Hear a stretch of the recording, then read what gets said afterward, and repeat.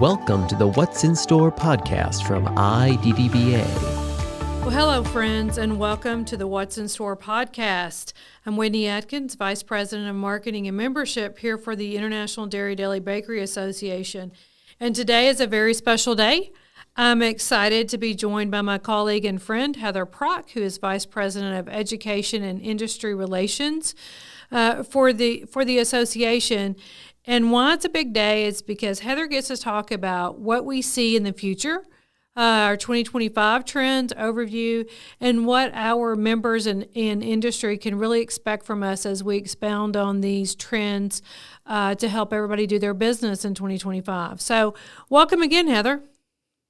Thank you, Whitney. Yes, it is a very exciting time of year. Not only are we beginning a brand new year, but we also get to talk about my favorite topic and these trends that we get to launch. The last couple of years, Heather, you've been very astute in defining and announcing the trends that IDDBA should follow and really focus on to help our members and our industry grow our categories, grow their business, grow their profits. And you really do that based on several different factors. It always fascinates me, your knowledge of consumer trends and consumer behavior and how that works, but also just the data that your department collects, and you collect on behalf of, again, all the main players and key factors as you make these decisions. So tell us a little bit about what you work on during the year to help you really identify these this time of year. Yeah, for sure. I mean, for one, it's boots on the ground. It's exploring what's really happening in retail and visiting, as we travel or as I'm out in the space, really walking the retailers and seeing what's going on, but then doing that gut check with the data and comparing the two. So we use our partners from Circana. We do a lot of work with them and use a lot of their data and pull our monthly updates. So we're constantly watching this, not only every month, then we're watching it quarterly, then we're watching it throughout the year. And to be able to talk about all three categories that we have and, from a manufacturer's point of view to a retailer, these seem really broad at face value, but then we're able to do some deep dives with them. So we also use NIQ, we use category partners, we've got Euromonitor. We're really watching a lot of data partners that we use, not only to put out stuff that we put out from the association, but also you've got to watch what everybody else is putting out. So I'm constantly watching newsletters that are coming in and reading publications and coming up with what we can put out for the year. And thankful for you is you'll be able to market them and make them look good. So giving you those all those thoughts, and then Whitney, really take credit for the fun catch lines that you put to these and the marketing that you put to these as these come out. Oh, well, thanks for that. It's always fun to work with you and your team on the trends each year. And, you make it easy for those catchphrases because you do such a great job of defining them. But, as we look at where our industry is, not even grocery industry, I think industries as a whole and organizations as a whole, you've kind of put a bow on this year's trends as we look at 2025 and really kind of where we're going as an association and where we go from our education portfolio, and that is better together. I certainly hope I am not spilling the beans too soon, but talk to me about why you felt better together was so important. Better together is important. The last few years that we've been doing this, coming out of COVID, there's been a lot of highs and lows, and we haven't seen a lot of plateauing happening. We've seen growth, and we've seen coming out of, again, some low points, but now we're starting to see some trends and some things start to settle down. And, you're hearing a lot about the new reality or where we are really now. And I think one thing that the IDDBA does, if you compare us to other associations, because we aren't a lobbying association, what we're really good at is the networking component. And what we're really good at is connecting the dots, whether that's connecting the buyers, the sellers, again, the manufacturers, the brokers, the retailers, really hitting everyone. And then the full perimeter of the store, the three categories that we represent. So all of that brought us to being better together. And we're starting to see that as people are coming back to work, and we're seeing people want to be back and having that human contact again. So that all brought us to this better together. And it's just continuing to kind of take form as each year we build these taglines. As it evolves, it really starts to come together, because now we're thinking like, oh, pairing ideas, like they're better together. Bacon and bourbon, both better together. And you start to put all those pieces together. So food, drinks, the pairings with cheese, with charcuterie, everything starts to become better together. But the main intention that we started this was what we did as the association. Then we brought it into those human connections, and now we're playing around with it in food. And that's really what you're going to see at the show and What's in Store Live. You're going to see us take that tagline and push the boundaries of it as much as we can. Well, it's very impressive. And you said something a while ago about how you build on these trends. And I've really seen these trends that you've identified and you talk about evolve over the last couple of years, right? And that's because that also evolves with our industry, with consumer demand, what they're looking for. And, they all have the same, like, baseline. You talk about them a lot on a macro level, but because of the consumer, because of the market, because of technology, how we talk about them each year changes. So let's get right into that, because I'm excited to be the one to help you launch this year's trend. And if we can, let's just go down through them. So let's look at trend number one. And trend number one this year is Chop Chop. So tell us a little bit about how you came to Chop Chop. Yeah, and one thing that I missed, Whitney, that I don't want to miss, because this is going to come up as we talk about these five, and you're talking about how we came to them. So I'm going to back up a little bit before we dive right into Chop Chop. Is something that cannot go unnoticed these days is the social media influence. So you're going to see that coming up in pop cultural influences in a lot of these. So that is a little harder to really boil down to data, and then you always are trying to scrap and get ahead of it. So you're going to hear me talk about some of the social media influences in these as well. So let's talk about Chop Chop. So Chop Chop is, everybody is still strapped for time. So we're looking for the convenience and efficiency. So people want things, but they want them quickly. And I'm going to say that social media makes that even more prevalent, right? We want it, and we want it instant. We want it right now. And we don't want to take a lot of time to do it. And so we're moving away from a lot of that scratch cooking and what you really define as making a meal, because making a meal could be, for some people, it's opening a container. For some people, it's taking part of that meal that's already made, but maybe you're making the protein, or maybe you're making the sides, but you might not be making the whole thing. So you want to have options for your customers so they can put those components together, but also be able to customize. So people are doing a lot of ready-to-eat options, meal kits, and then you are continuing to see pull from the restaurant. So those prepared foods, those deli departments, your bakery is also still pulling from restaurants. So you're seeing less people going out. We've still have made our market staying at home. And so as people stay home, they are looking to still get that quality or the quickness and the ease of being able to find a meal, but being able to make it at home quick and easy. Also, there still continues to be an exhaustion of coming up with what's for dinner, right? You have a son, and it's hard constantly to be like, what are we going to have for dinner today? So making those decisions easy for the customer. Well, and I would say, you and I have talked about convenience and ready-to-eat meals and meals ready to go for a couple of years now. And as we evolve these trends, as you've done, I think it's also on point to recognize how retailers are adjusting to that based on consumer demand and consumer wants and needs, right? So that whole ready-to-eat meal is really taking on a new meaning in a grocery retail as well.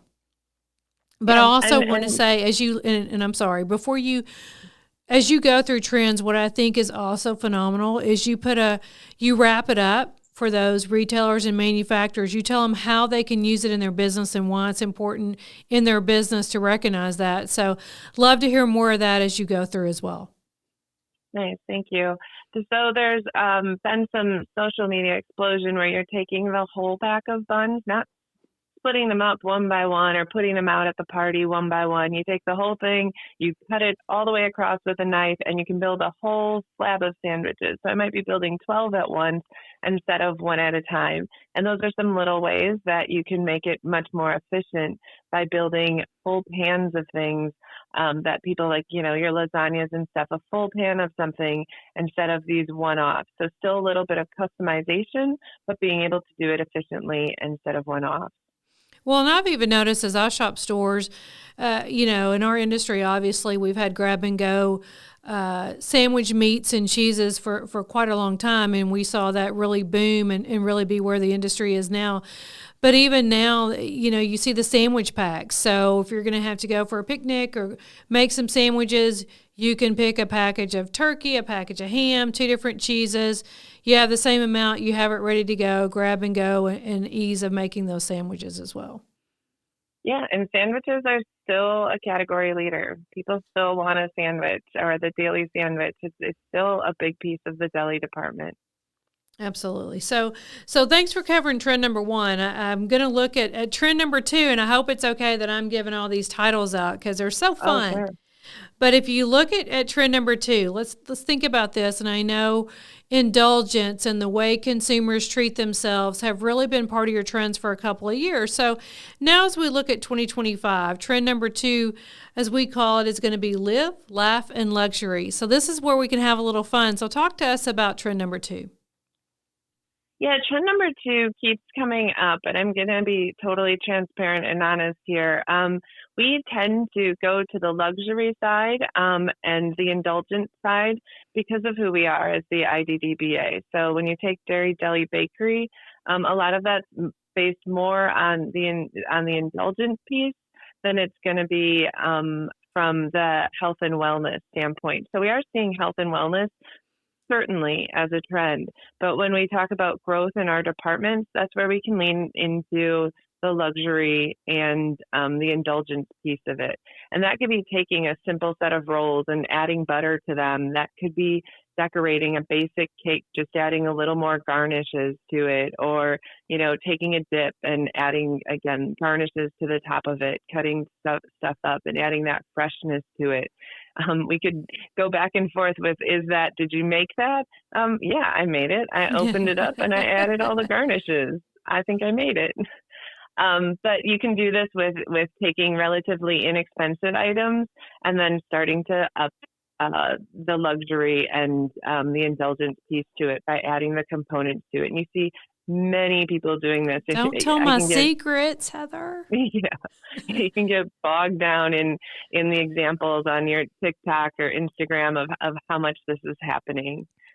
Even taking like a frosting and then whipping it, having it have a little more fluff to it instead of just opening the can and having the frosting, add that fluff so that it's got this homemade sort of feel to it. And again, that indulgence component. Well, I have a question as you talked about this, and you have a consumer in the store. Would you consider that maybe how something's packaged or how something's kind of tied up in a bow, for example, would you consider that luxury, or are you solely talking about how you present the food?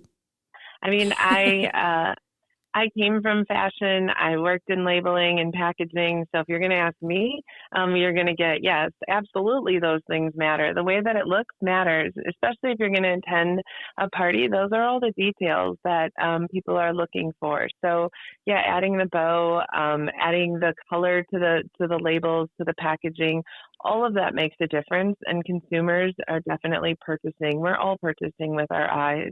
I love to buy happies for friends or colleagues or somebody that's maybe going through a rough time or having a big promotion or whatever the case may be as part of a celebration. So when I go into a grocery store, I feel like that is a luxury item for me to do and make somebody feel better with that. And hence the live, laugh, and luxury.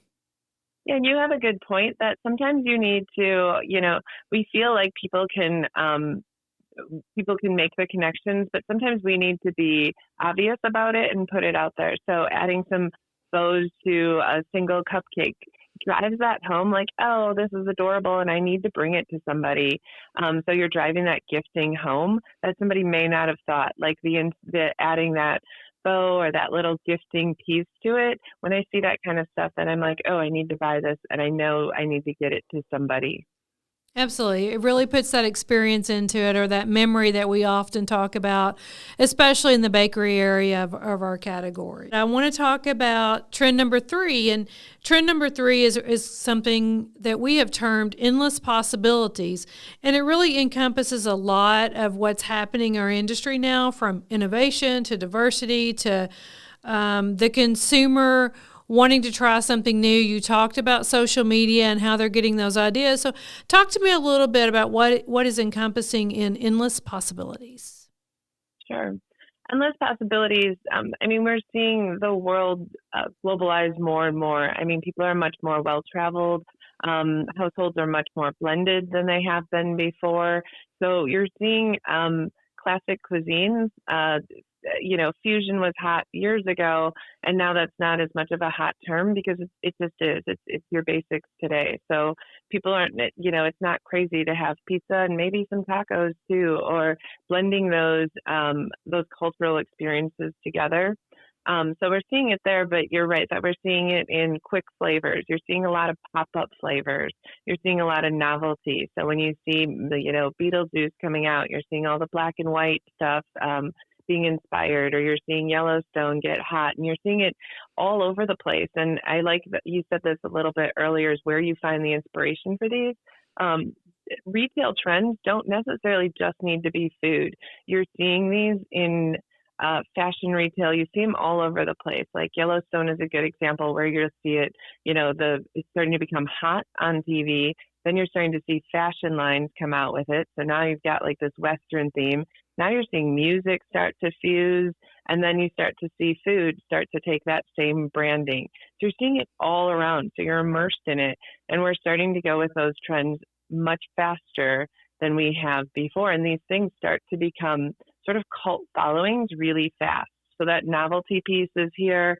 You're seeing those flavor blends. I just saw like a cinnamon toast crunch bacon. So going with Hormel was working with cinnamon toast crunch, and you're like, okay, both breakfast foods, but now a cinnamon toast crunch flavored bacon.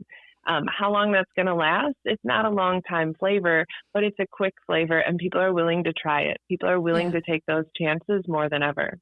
Yeah, and I agree. That's a great point of how manufacturers are really honing in on what's happening in the world of media or movies or whatever those trends are, and realizing that you have to act immediately, hit it while it's hot, and then you move on, right? And we're really, I think, post-COVID, I think our industry does that better than ever.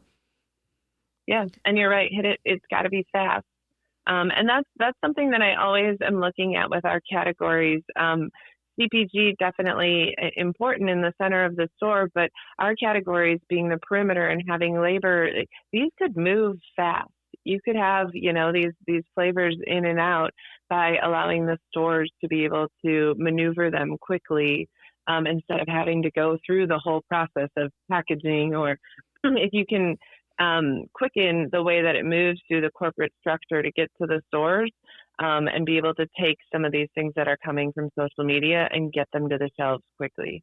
Yeah, because you mentioned it earlier. That's what the consumer expects now with the age of social media as it continues to grow, right? They want that snippet. They want it quick. They want to be able to engage. They want to be able to react. And, of course, us as marketers, we want to be able to measure all that, right? So it is a process, but I think as I talk from a marketing perspective, as you look at really where – you talk about building a story, creating a story, a strategic story, or segmentation. I think it's really gone in our world now where we focus on those smaller stakeholders versus the large macro audiences, right? So that we can talk to them where they are. Maybe it's in store, maybe it's online, maybe it's through social, but really connect products with them much like they're consuming information. Right? How can we reach that? How can we do it quickly? How can we get the benefit of that? How can they have the experience? And then how can they enjoy the next experience right there when it's happening? Yeah, absolutely. So 4 is actually, what is less is more? So talk a little bit about the behind the scenes on developing trend number 4, which is less is more. Less is more. So let's take social media, let's take the internet in general. People are more educated than ever. And people are very in tune with food waste. So people don't want to over purchase, or if they're not going to use it all, there's a preference to buying a smaller amount. And maybe, it's pennies more on an ounce, but people want to go for that smaller amount because I know that I'm not going to be able to eat all of it. So people want these small servings. And then sustainability, that word you're going to continue to hear, especially as things start to change. People, it's not only recycling, but it's all the way from the packaging to the labeling to all components of it, making sure that you're at least aware of the sustainability. We are seeing that consumers are influenced by those sustainability claims. And that's gonna continue. And that, I think that's really going to innovate packaging and where that goes. But back to the food waste piece of it is really having multi-purpose food, being able to use the leftovers. So that's something that cottage cheese really taught us. Right now, you can make I'm able to hold them, touch them, be able to read them. So there's a one pager, and then there's a little deep dive into them. So each one of them kind of breaks out into a full page. That will come out in our What's in Store publication, and that should be out January 1st. And then the full What's in Store will come after that. So that will take another week or two to pull together, but more information will be out. So by your second and third week in January, you'll have the first iteration of all the data that we're going to be putting out as the start of What's in Store. And anybody listening, if you don't remember, it continues to evolve over the year. So it will have already an update before the end of January to update what's happened in December, because we will not launch with that, but that will be added. And then it updates quarterly. So it's something that you should be continuously going back to and looking at.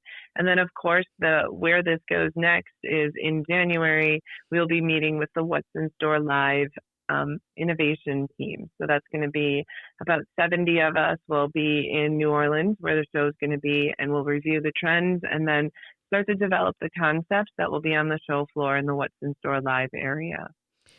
Well, what I give kudos to this team that you just talked to is with this data and the information and the experts that we have, it's really in real time, right, with those monthly and quarterly updates. So you are all very innovative and able to change plans or redirect a little bit as we get ready for our show in June that you mentioned was in New Orleans. And what's important about that is you can see real-time happenings. You're able to adjust, and you know what you can plan for from June to January that may be very different than where we started out in January because of speed to market and consumer trends and data that we just talked about. Yeah. No, this is exciting. I look so forward to when we get to put these out every year, Whitney. I know, because it really guides us, right? It is our guiding force as we go through the year in providing education resources, ways we talk to members, and really our entire education portfolio. So kudos to you and your team and all the innovation teams that help you work with that. So again, I appreciate the fact that you have let me help launch these today. It's always fun to work with you on these, and I look forward to growing them and how we use them throughout the year. So thank you. Thank you. Thank you, Whitney, for having me back on the podcast, and thank you for everyone who's listening. Have a great day.